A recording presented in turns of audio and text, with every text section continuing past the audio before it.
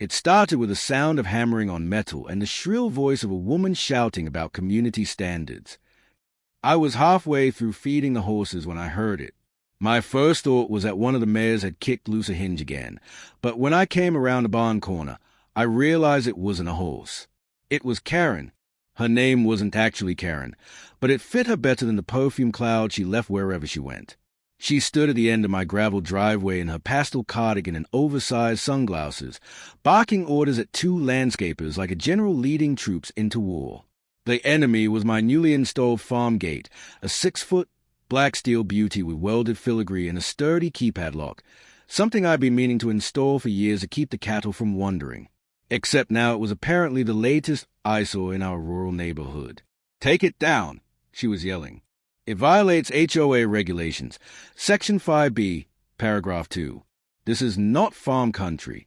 It's a planned community. I've already called the police." The irony? I was the police. More precisely, I was Sheriff Jacob Holland of Mason County, Texas, retired for only 4 months. I leaned against a fence post, chewing a stalk of hay, watching the scene unfold like a bad sitcom. "Morning, Karen. I called out. You want to tell me why you're trespassing on my property with hired help." She turned, red-faced and indignant. "Sheriff Holland, you of all people should know the law. The HOA voted that all driveways must remain open access. No gates, no fences taller than 4 feet, no unsightly fixtures. And yours is both illegal and tacky." I tilted my hat back. "Illegal? That's a mighty strong word for a decorative gate on my land. You sure you want to go that route?" Her jaw clenched. "I've already filed a complaint. The association will fine you if you don't comply." That's when the landscapers hesitated. Hands midday, unsure whether to start unscrewing the bolts or not. I could see it in their eyes. They weren't being paid enough to tangle with a man who still wore a badge on his belt out of habit. I said evenly, "You'd better tell your crew to stop right there before they make this a criminal matter." Karen sniffed. "Criminal? Oh, please. You retired months ago. You're just a regular citizen now. The law doesn't bend for you." If only she knew. I smiled thinly, the kind of smile that makes most people take a step back. "You're right, Karen. It doesn't bend for me. It bends for the truth. And right now, the truth is that this gate sits 2 feet inside my property line. I checked the plat maps myself. So unless you've suddenly been appointed county surveyor, I'd suggest you step off." That was when the sirens came. I couldn't help but laugh, short and bitter. She'd actually called the police. A Mason County deputy rolled up, lights flashing but no siren, and stepped out of his cruiser. It was Deputy Tyler Brooks, one of the young guns I'd mentored before retirement. The poor kid looked like he'd just walked into the world's most awkward family reunion. Sheriff, Jacob," he said, adjusting his hat nervously. "We got a call about an unauthorized structure and possible trespassing." Karen folded her arms like she'd just won a prize. "That's right, Deputy. This man has installed a non-compliant barrier against HOA policy. It needs to be removed immediately." Tyler glanced at me. "You, installed a gate?" "Sure did," I said. "On my own property. Want to see the deed?" Karen huffed. "He's just trying to intimidate you. Look at that thing. It's practically a fortress.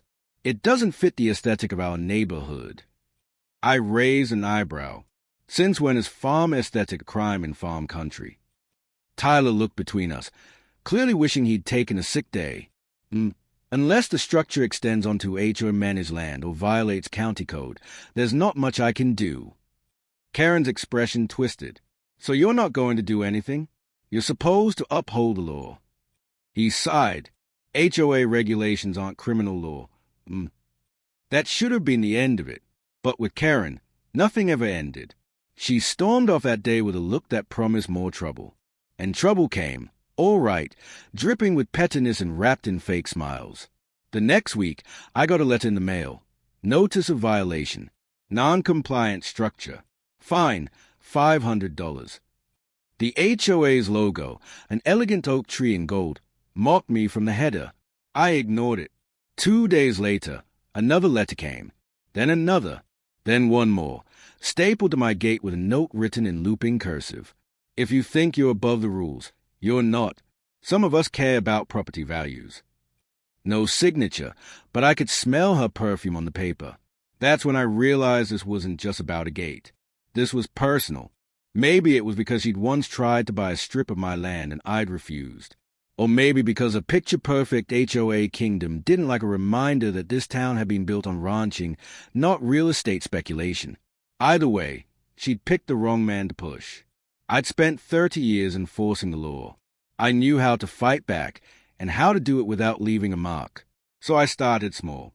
I requested every public HOA document through open records law, meeting minutes, board decisions, spending reports.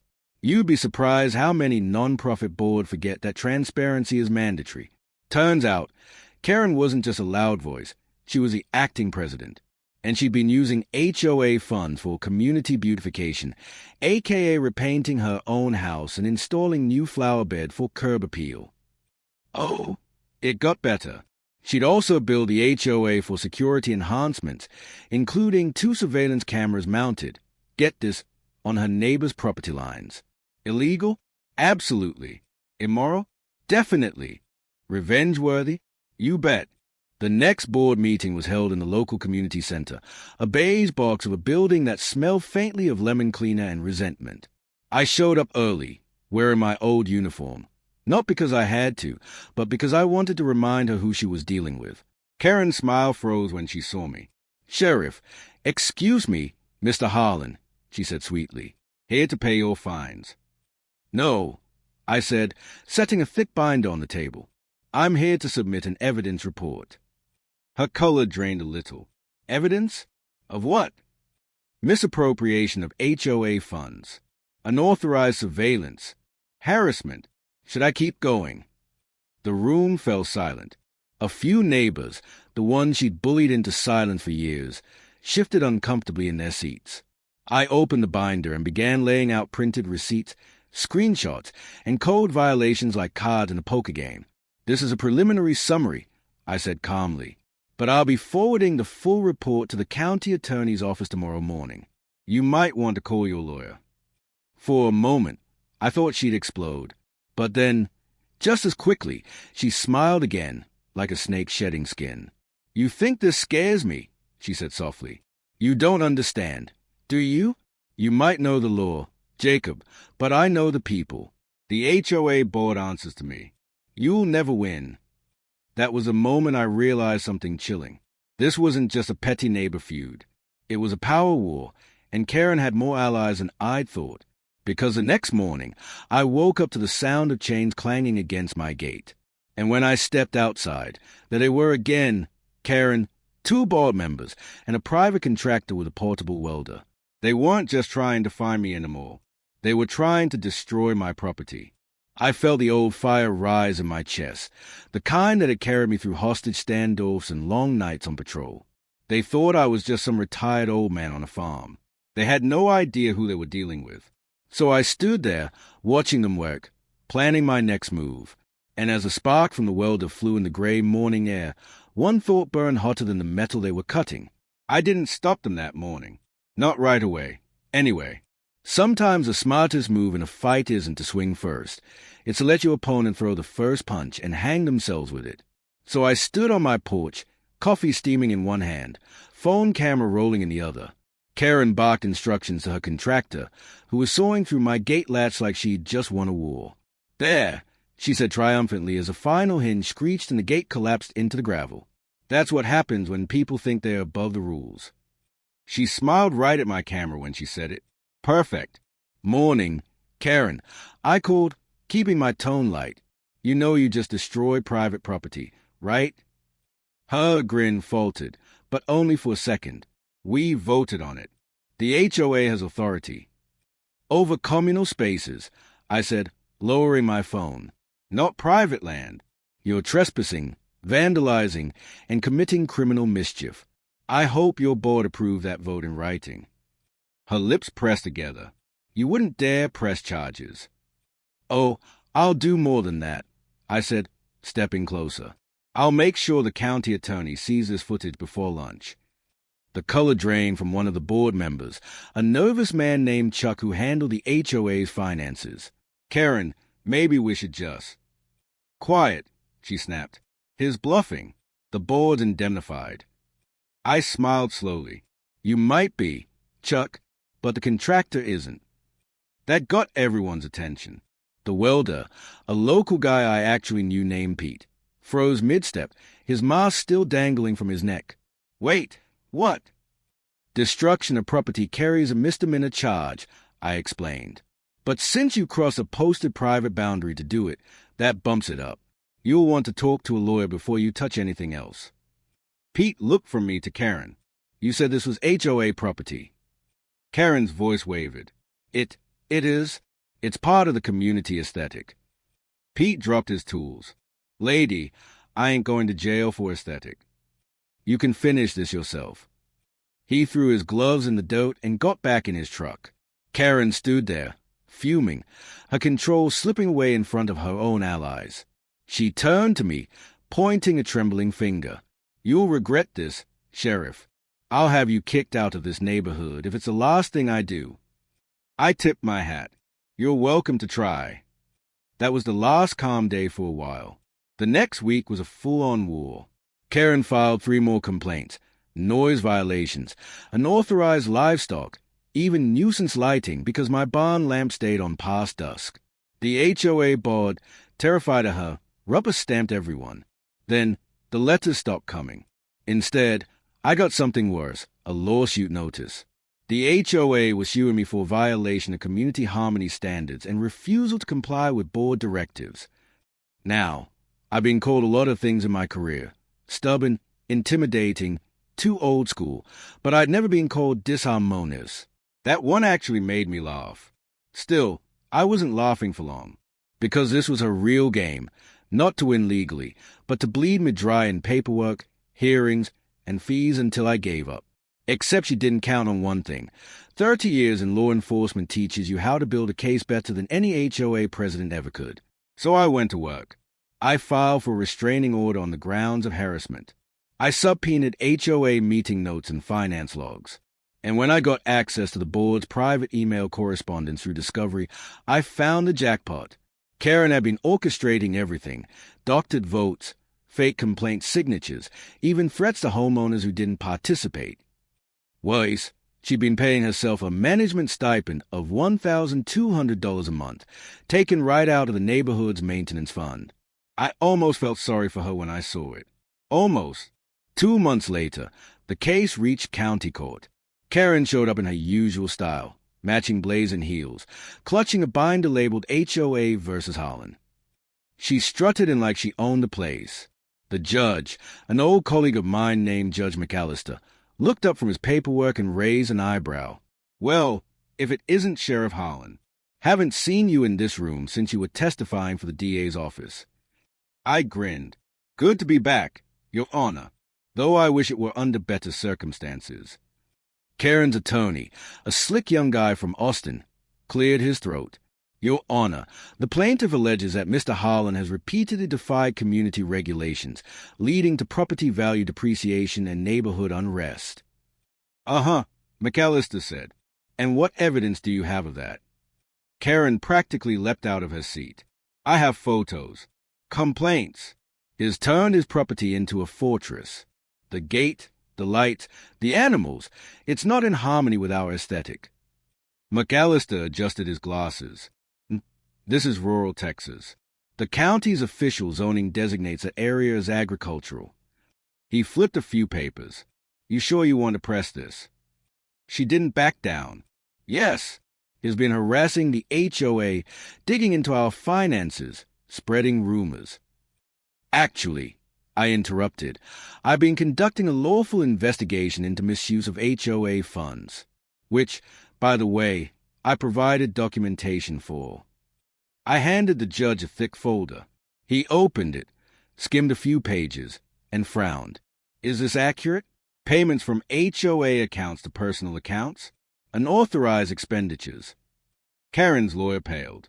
We weren't aware of. McAllister slammed the folder shut. I'll tell you what I'm aware of. I'm aware that this court doesn't tolerate misuse of authority or harassment of private citizens.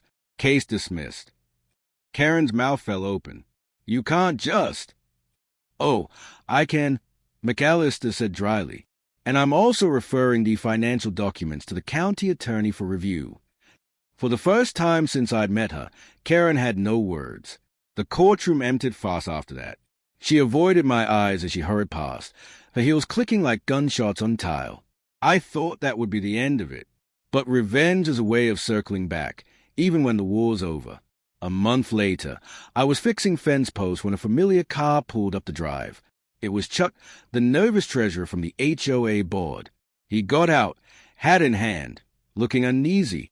Sheriff, Jacob, he started. You got a minute? Sure, I said, leaning on my shovel. What's on your mind? He sighed. You were right. About everything. After that hearing, the county attorney opened an audit. Turns out, Karen's been embezzling HOA funds for years. She's out. Resigned last week. I nodded slowly. Can't say I'm surprised. She's leaving town, he added. Packed up her house yesterday. The board, we wanted to apologize. She made us all think you were the enemy. Apology accepted, I said, but you all should have stood up to her sooner. He looked ashamed. You're right. We were scared. But, there's one more thing. We voted to dissolve the HOA entirely. Folks around here figure we don't need it anymore. Thought you'd like to know. I couldn't help but smile. Best news I've heard all year. That evening, I rebuilt my gate. Stronger this time. Steel frame, electronic keypad, reinforced hinges. It gleamed under the sunset like a badge. As I worked, I thought about Karen, how someone could twist community spirit into control, how good people could stay quiet out of fear. I'd seen it before, in law enforcement and in life. Some people crave power not to lead, but to dominate. The difference is, this time, she picked the wrong man to push. A few weeks later, I got a letter in the mail. No return address, just my name scrawled across the front. Inside was a single sheet of paper, folded neatly. I lost everything because of you. I hope you're proud. Kay. I stared at it for a long time before tucking it into a drawer. Proud? Not exactly. But satisfied? Yeah. Because sometimes justice isn't about handcuffs or courtrooms. Sometimes it's about drawing a line and standing your ground, no matter who tries to cross it. Spring came early that year. The fields turned green, the horses kicked in the pasture, and the air smelled like rain and freedom. The new neighbors who moved into Karen's old house were a young couple from Oklahoma, friendly, quiet, and not the HOA type. They waved every morning when they passed the gate. One evening, the husband leaned on my fence and asked, So, what happened to the lady who used to live here? Folks around town call her the Gate Witch. I laughed. Let's just say she learned what happens when you try to fight the law on the wrong side of the line. He chuckled. Fair enough. Glad to have you around, Sheriff. Just Jacob now, I said, smiling. But yay, me too. As the sun dipped below the horizon, I looked at the gate one last time. The same gate that started it all, once a symbol of defiance, now a quiet reminder of victory. Not the loud, vengeful kind, the steady kind, the kind earned by standing firm when everyone else folds. Because revenge doesn't always come with fire and fury. Sometimes it comes with a simple truth that echoes louder than any argument. You can't bully justice, and you sure as hell can't bulldoze a sheriff's gate.